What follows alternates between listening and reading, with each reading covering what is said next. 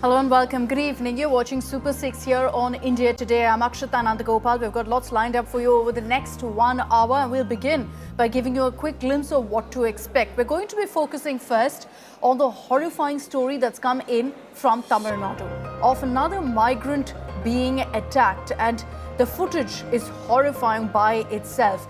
Nothing can justify this kind of hate. 4 minors involved in this crime are now behind bars, but they're seen hacking this man, relentlessly shooting it and then releasing it as a reel. We're going to be getting you details of this crime, of who these monsters were and why they committed such a gruesome act. Also coming up on the show, while we speak of the Vijay phenomenon, we've seen that play out over the weekend with his mega audio launch that took place in Malaysia. Interestingly, another big development was that Namal Rajapaksa spoke out, giving a thumbs up to Vijay, and it's got everyone wondering what's with this endorsement from Rajapaksa for TVK, for Vijay. He's even put the hashtag Jana, Nayagan, which is Vijay's last film. We'll break down all of those details, those 2 big stories and much more coming your way. In a horrifying hate attack, a migrant was targeted again, this time in Tamil Nadu. A man from Odisha was attacked with sickles by 4 men. They're legally minors, but if they're capable of murder, of committing this kind of a crime, I'm sorry, but they're not minors and cannot be treated legally as minors either. The video is quite simply horrifying. We're not screening the full video as it is because it's extremely distressing. The victim, a 34-year-old, is now fighting for his life. But let me tell you why this crime happened. These sickening men with the weapons were in the same coach as the victim and were using the sickles to shoot reels. The victim, Suraj, who was in the same coach, objected, because they were placing it against his neck to shoot a video. So obviously he'd object. But when he did, they got offended. So what did they do? They dragged him out of the train, shot a video of them, then attacking him. That's the video there. And they released it as a reel. This is where they're literally cracking his skull open. But they edited it. They actually put some Tamil background music. And one of these monsters then shows a victory sign after attacking him. The 4 boys, the 4 men in the video have been arrested. Turns out they were drunk. The government has been swift in identifying these murderers and putting them behind bars. But imagine this. A man who objected to a bunch of youngsters threatening him with a sickle is attacked in this sickening manner. And I have to ask, how is it that these boys have no fear of the law? Has the hate against migrant workers become so ingrained, so normalized, that they think this kind of an attack is okay? And have we as a society normalized this regionalism, this discrimination so much that it's now leading to these kind of crimes? Allah! Mama! Jangan amat.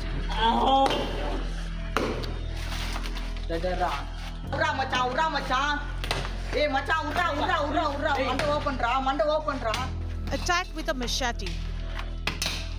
Stabbed with a knife. Youth verbally abuse a migrant worker who's seen begging for his life.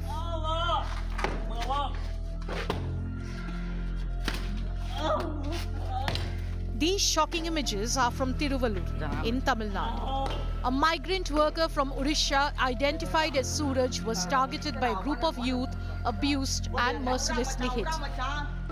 Suraj was taken to a secluded spot by their assailants, attacked with sickles, machetes and left to bleed. One of the attackers also flashed a victory sign after the assault.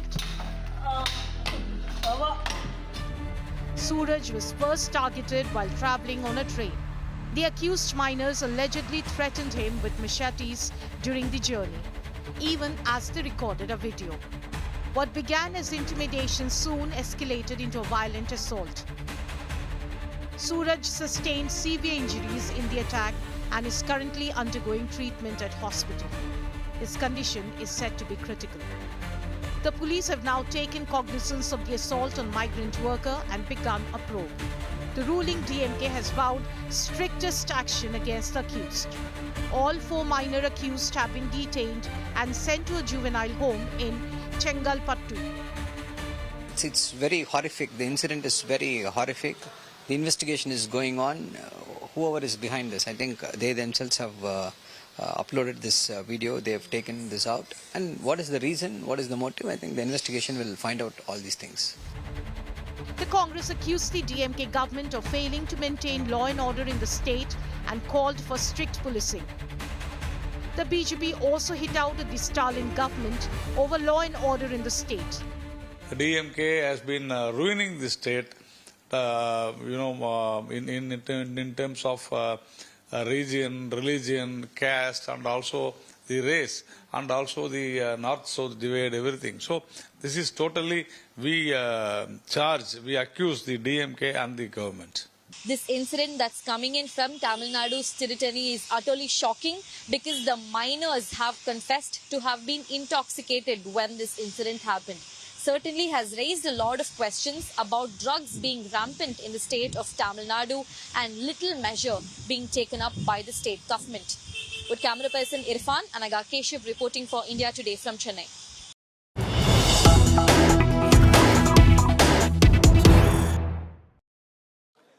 And there's endless politics also over the migrant workers' attack. Now, EPS has lashed out at the DMK over this. You've got Edappadi Palaniswamy saying this is utterly shameful and that those who, in fact, the hands that should be holding school books are now wielding machetes. That's the statement that's come in from the AIA DMK as they've called out this particular incident and highlighted the fact that these are minors who are involved in this particular crime.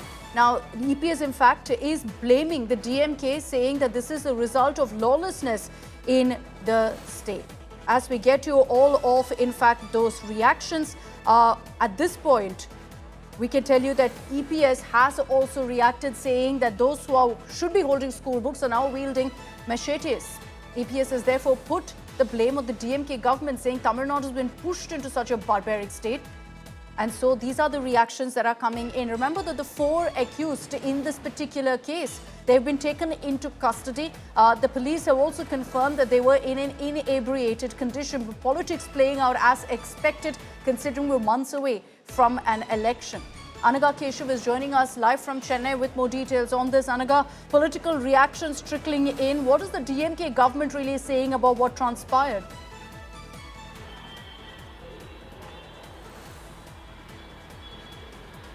In fact, most of the DMK ministers and leaders are at a Magilar event, a women-related event that's happening. It's a party event that's happening near Tirupur. So all of them have gone to that. But what the DMK is of the view is that they are saying that action will be taken against the accused is what the DMK is saying. And, on the same lines, 3 accused have been sent into juvenile shelter home and 1 has been released. All 4 accused are minors. All of them are 17-year-olds. The victim is about 34-year-old. His name is Suraj. He hails from Orissa. He was here for work, we believe. What happened on the train was that he resisted posing for the reel, where the concept was he would be assaulted by these 4 youngsters.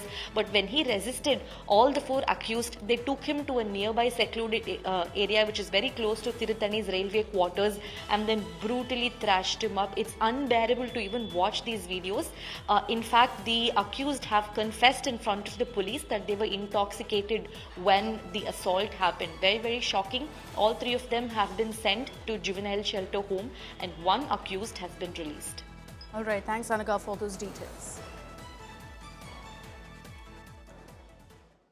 Let's move on now. As Tamil Nadu gears up for the 2026 elections, Chief Minister M.K. Stalin's government is facing questions over the state's finances and from within. You've got a Congress leader, Praveen Chakravarti, who's gone to social media and said that Tamil Nadu has the highest outstanding debt of all states. A claim that's been countered now by the DMK, a claim that's been countered by many of his own colleagues in the Tamil Nadu Congress.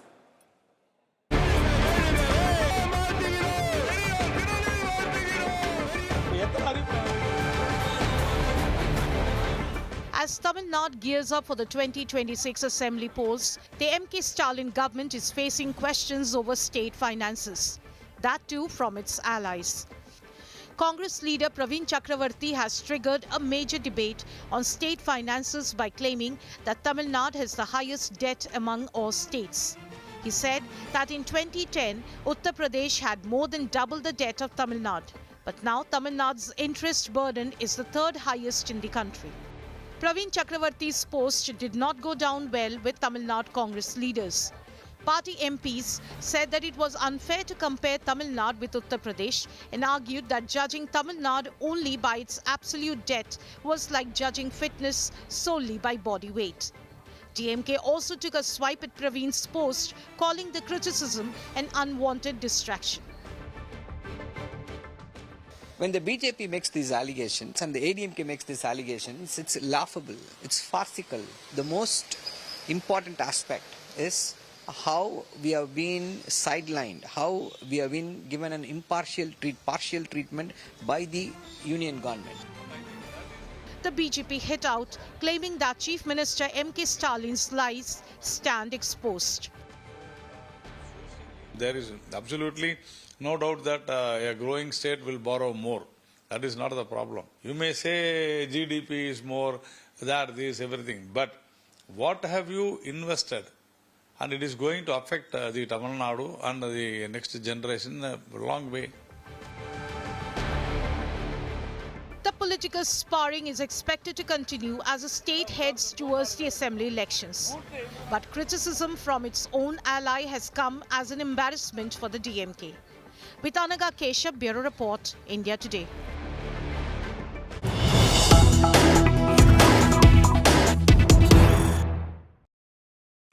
Now, after Congress's Praveen Chakravarti called out the Tamil Nadu government, the DMK government, over rising debt, you've now got the Tamil Nadu Congress officially distancing themselves from the remark.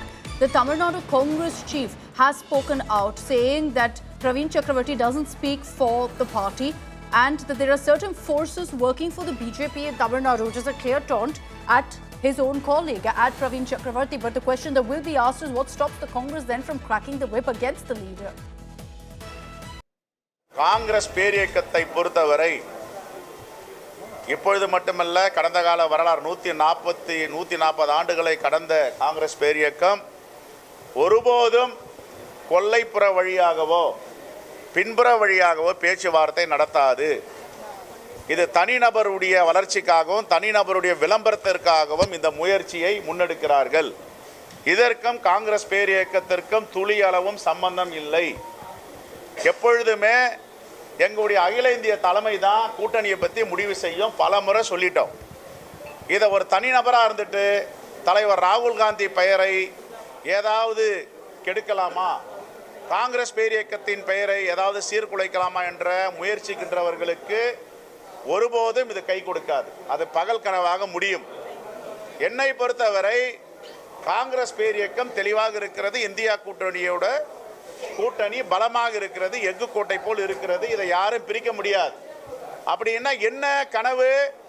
பாஜகவை தமிழ்நாட்டில் காலூன்ற அனுமதிக்கும் சில சக்திகள் மறைமுகமாக வேலை செய்கின்றன. அதை ஒருபோதும் அனுமதிக்க மாட்டோம். அது எங்க கட்சியில் இருந்தாலும் சரி, வேற கட்சியில் இருந்தாலும் சரி. Okay, so let's look at the actual debt numbers in Tamil Nadu away from the political tussle. What's the actual reality? Here are those numbers. Our data intelligence unit has found that in the last 10 years, from 2016 to 2025, the debt has gone up from 2,28,516 crore to 9.55 crore. Massive jump there. What about the interest burden? That's tripled from 17,391 crore to 62,456 crore. Again, from financial year 2015-2016 to 2024-25. So interest burden has tripled, liabilities have quadrupled in the last 10 years. I will highlight, however, that a state's debt can be an indicator, yes, of its economic parameters, but most definitely is not a reliable indicator on its own. There are several other parameters to look into, but since everyone's been talking about debt, we thought we'd put those numbers out for you. All right, let's move on and talk about Vijay. It's been all of the buzz this weekend with his successful visit to Malaysia for his audio release. But there's another aspect that's drawing widespread attention, and that is Sri Lankan MP Namal Rajapaksa extending his wishes to Vijay came as a complete surprise, and many raised eyebrows over what this actually means. Remember, Vijay's final film, Jana, Nayagan, is set to release soon, and the message from an international political figure, where he's essentially endorsing Vijay's film, has sparked intense discussion among fans and on social media. Sri Lanka, of course, has traditionally been an extremely sensitive political subject in Tamil Nadu. And several Tamil Nadu leaders have repeatedly questioned Sri Lanka on issues ranging from fishermen's rights to territorial concerns, LTT being one of those. And this praise comes just when, we're a few months away from Tamil Nadu elections. And so there will be questions about whether this also means a setback for Vijay. I want you to listen in to exactly what the TVK chief had actually said on the Sri Lankan government on Kachativu a few months ago. உங்ககிட்ட சில கேள்விகள் கேட்கணும் mister prime minister அவர்களே. நம்ம தமிழ்நாட்டு மீனவர்கள் கிட்டத்தட்ட ஒரு 800 பேருக்கு மேல இலங்கை கடற்படையால தாக்கி அழிக்கப்பட்டிருக்கிறாங்க. அதை கண்டிக்கிறதுக்காக உங்களை பெருசா எதுவும் செய்ய சொல்லல. சின்னதா ஒண்ணே ஒண்ணு மட்டும் செஞ்சு கொடுங்க. இனிமேலாச்சும் எங்களுடைய மீனவர்கள் பாதுகாப்பா இருக்கிறதுக்காக இந்த கச்சத்தீவை இலங்கை கிட்ட இருந்து மீட்டு கொடுத்துருங்க, அது போதும். Okay, let me open this up to kind of understand what this actually means. Shekhar Iyer, senior journalist, is with us on this broadcast. We have Dr. Sandeep Shastri, political analyst, and Ramakrishnan Rajagopal, who is a BJP leader, but joining us this evening in the capacity of a retired IAS, former Home Secretary in Jayalalitha's government from 2011 to 2013. Good evening. Vanakkam, gentlemen. Thank you all very much for your time. Mr. Rajagopal, you're the expert in the room, so I'd like to begin with you on whether we've ever seen anything like this, this kind of an endorsement for a politician in Tamil Nadu from a Lankan politician. Well, maybe it's the first time. It was always there for MGR, but that was at a different time when we were actually supporting the Tamils in Sri Lanka. But now I think any praise from the Sri Lankan side for Vijay is going to be a liability for Vijay, because the Tamils are definitely agonized about the way the atrocities were committed on the Sri Lankan Tamils in 2009. And I don't think this is going to help Vijay at all. See, Jayalalitha took a very clear stand against the Sri Lankan government's actions of 2009 when she came to power in 2011. She maybe had taken a different stand in 2009, but when she came to power in 2011, she decided that she will take the side of the Tamils of Sri Lanka entirely. Yep. And I thought that was a pragmatic step, because as the chief minister, she couldn't have taken a different stand. The atrocities had been committed, and the atrocities were gruesome. And as the chief minister of Tamil Nadu, she had to speak up for the Tamils. It proved to be wise politically also, because she won the 2014 Lok Sabha election hands down. The first time when the ADMK stood as a single party and won the elections without any support whatsoever. And she won 37 out of the 39 seats. So I think politically speaking, what Jayalalitha did was the right one to do. And I can tell you that I was the architect of this policy at that time when I was with her, because we discussed this quite a lot, and we took a clear stand against Rajapaksa. Yeah. Now, Rajapaksa's son praising Vijay is not going to help Vijay at all. You make a very, very important point there, sir. Dr. Sandeep Shastri, what do you make of this post? It came as a complete surprise. I think many people were completely taken aback that you had a Namal Rajapaksa putting out this kind of a comment. Do you think that this was just a fanboy moment, or is there a lot more than what meets the eye here? What we heard just now, I think, is a very appropriate analysis of what has happened. Yeah, I agree. What I would suggest is we have to put the current content which we are discussing in a wider context. Let's remember, the maker of the comment and about whom the comment is made, both are not in government in their respective countries. That makes a lot of difference. Yes, this is an election year, and in an election year, every political party will try to take advantage of the situation. And as was just now said by Mr. Rajagopal, I don't think that this comment would in any way help Vijay's prospects in the election. Let's also concede it's a comment on his film, and one need not therefore assume that a comment on a film would impact on elections.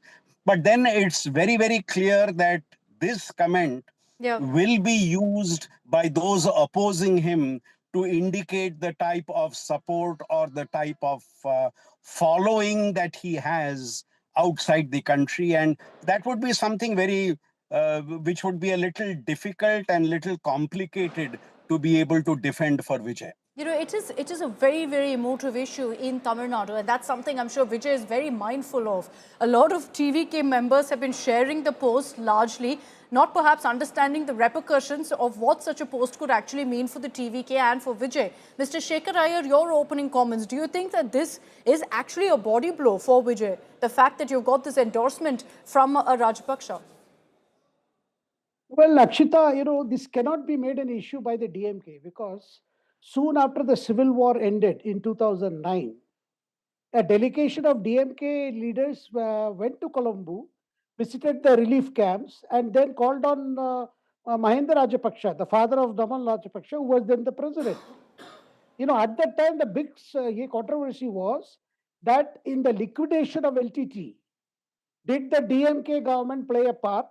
Did the UPA government at the center look askance when the Sri Lankan security forces completely, annihilated the LTT cadres, and apart from that, many innocent people were also killed. At that time, this became a big issue.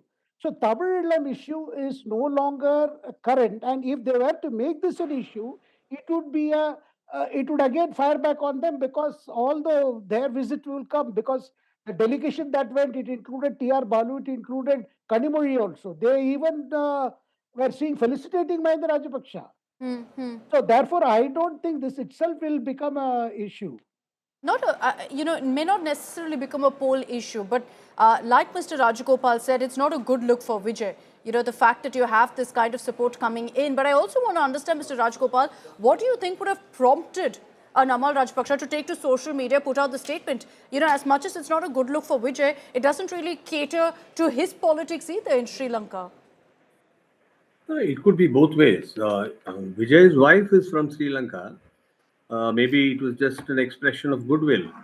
But it could also be looked at as something where, the Rajapakshas are looking for a kind of settlement with a Tamil government if Vijay happens to be anywhere there in the government after 2026. So it could also be termed as a strategic move. So I think if it's to be looked at as a strategic move, I think it's high time Vijay openly, rebutted this and comes out clearly saying that I don't support the statement at all. Do you think it's an olive branch? It looks like it because Rajapaksa did extend an olive branch to Jayalalitha and we rejected it. So you're seeing something similar, but I think the difference largely would be that Vijay is not in power. This is going to be, his poll debut in a few months from now. So it's interesting that Namal Rajapaksa has chosen to jump the gun and go ahead and extend that olive branch already. Dr. Sandeep Shastri, how should Vijay really attempt damage control now? It's not in his hands who comes out and wishes him well. It's not in his hands who puts out posts endorsing him. But in such a situation, this isn't something that's going to, work out in his favor. So how do you think he should actually be addressing this? Akshita, 2 points. One, what has happened in the past on these matters need not really be a mirror on what is likely to happen this time, because today's political context is very, very different, both in terms of Tamil Nadu and in terms of India's global reach and its reach out to its neighbors. So I would make that preliminary comment. What should Vijay do at this stage? I think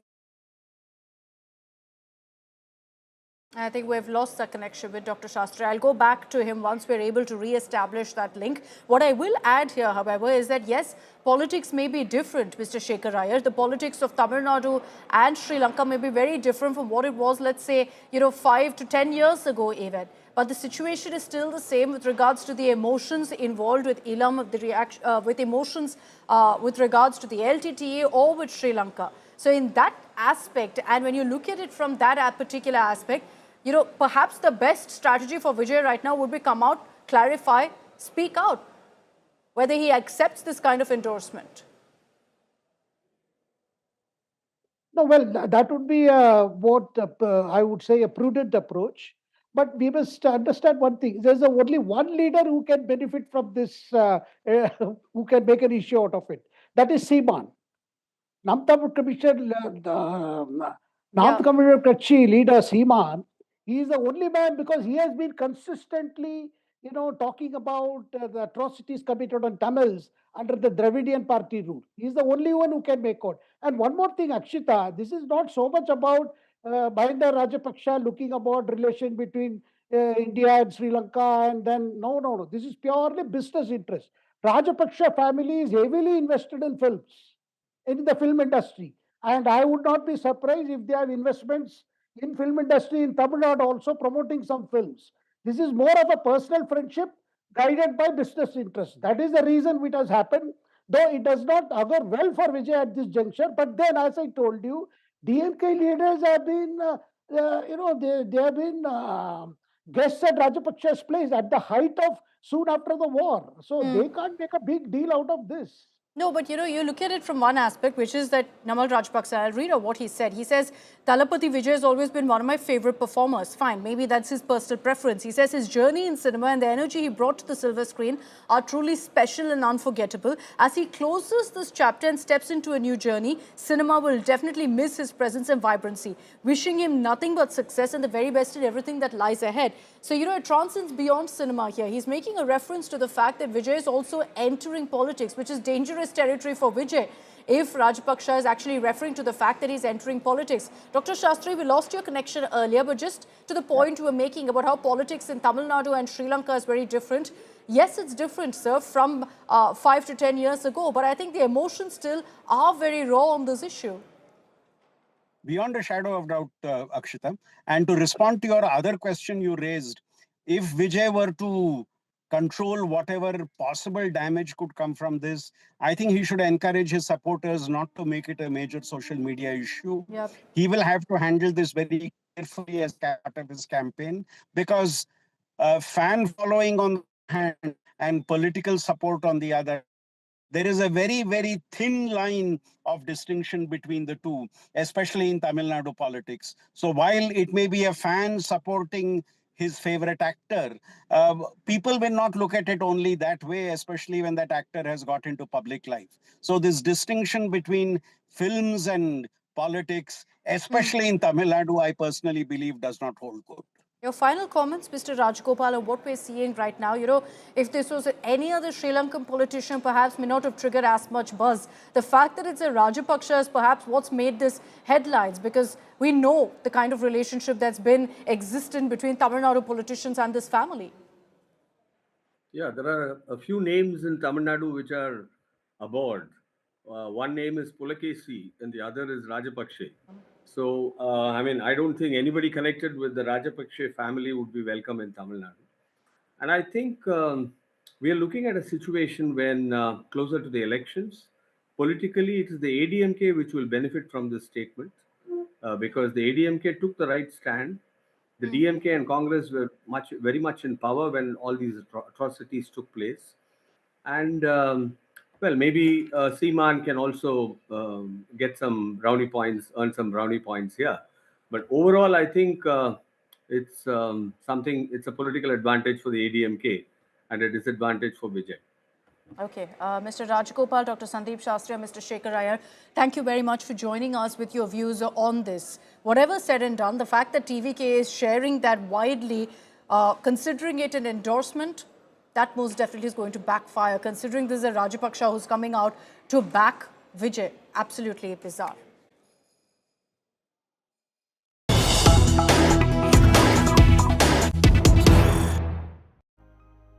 Let's get your reaction coming in from the Karnataka government over the bulldozer politics that's playing out in Bengaluru. Remember that Kerala Chief Minister Pinarayi Vijayan had called out the Karnataka government over a demolition drive in Bengaluru, where he'd said, in fact, that the normalization of bulldozer Raj is being practiced by the Karnataka government. DK Shivkumar has responded, saying that this is cheap politics being played by the Kerala Chief Minister in lieu of the upcoming elections in Kerala. Listen in to what the Karnataka Deputy Chief Minister said. Kerala CM is doing politics. His election, he is in a time of losing his election.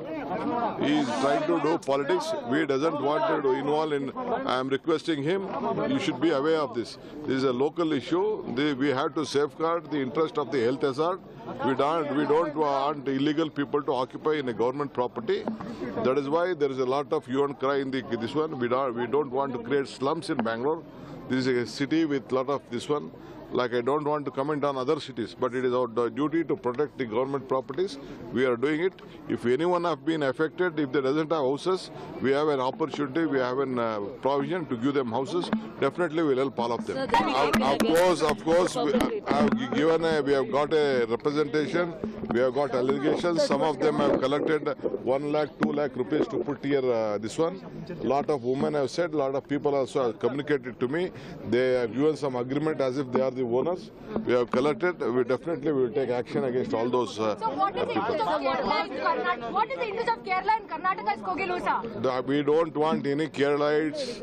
Our Chief Minister, let him do his job. We will do our job. Dwarka now joining me with more details on that story. Naga, clear message there from DK Shivkumar that this is the Kerala Chief Minister playing politics. But here's where the Karnataka government suffers a setback. The fact that the AICC, the Central Congress, has also pulled up the State Congress over these demolitions. That's absolutely true. In fact, DK Shivkumar has hit out at the Kerala Chief Minister saying this is the local issue within the Karnataka state and Karnataka state government will deal with it and Kerala government has no role to play with it.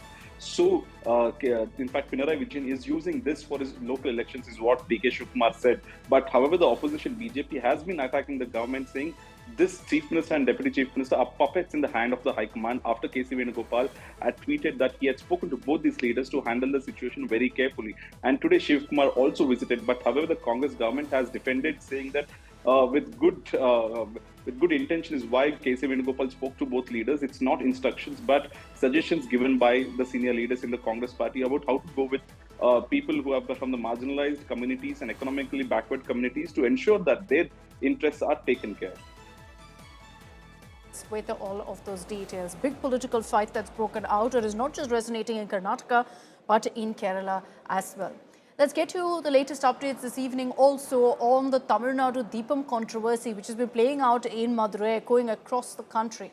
Remember that the DMK threw impeachment charges against a Madras High Court judge, Justice G.R. Swaminathan, who passed that order for the lamp to be lit at the Deepathoon. And we're getting now the first reaction that's come in from the judge, where he said he was excited initially that there would be this Deepam being lit, but that it did not happen. And so he says he's still hopeful it will take place sometime. Remember that this entire controversy had erupted over the Karnataka Deepam festival, which is the festival of lighting lamps across Tamil Nadu. An order was passed by Justice G.R. Swaminathan to ensure that at the Deepathoon pillar, which is very close to a dargah in the Tiruparankundram hill in Madurai, the lamp be lit. Didn't happen. Let's get you all of those reactions.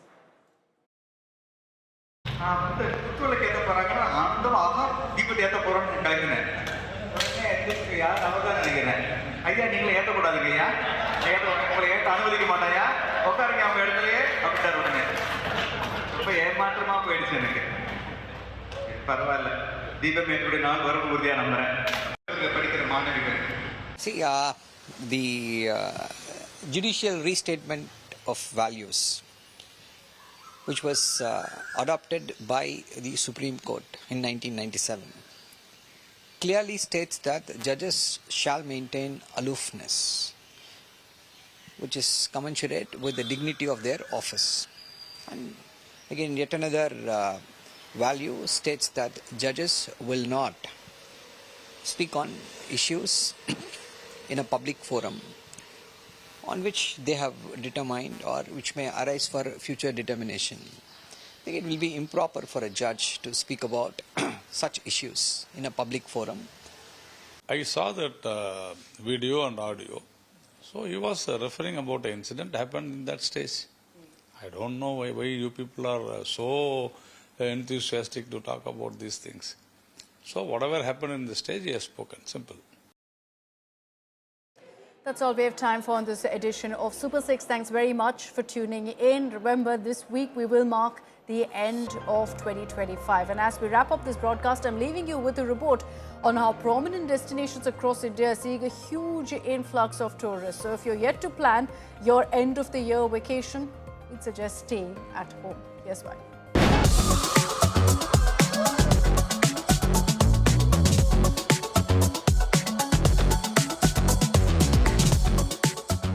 India is set to ring in 2026 with celebration and cheer.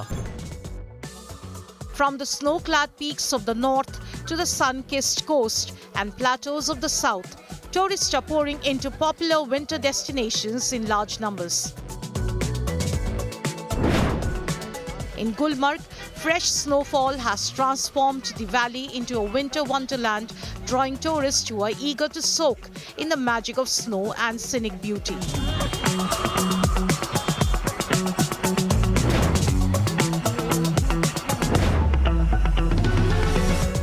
Valley has not seen, it has not been a great 2025 for Kashmir tourism for obvious reasons, incidents that happened and shattered the tourism season. So the last hope of the tourism industry was snowfall. It has snowed considerably. As you could see, there's a wide blanket of snow everywhere, giving it an absolutely mesmerizing look. Goa is buzzing with festive energy as thousands of tourists arrive to celebrate the new year. With packed beaches and vibrant nightlife, authorities are on high alert, urging visitors to party responsibly. In the east, the Darjeeling Hills are offering postcard-perfect views. Mountain lovers and foreign tourists are enjoying the crisp weather and breathtaking glimpses of the majestic Kanchenjunga.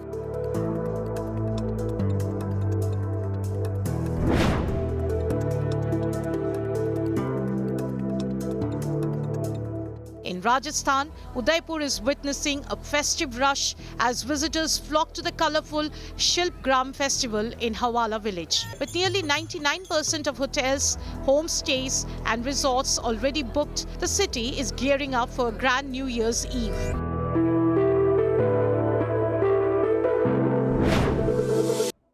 Tourist destinations are packed and celebrations are in full swing.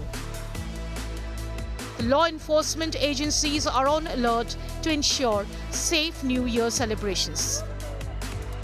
Bureau Report, India Today.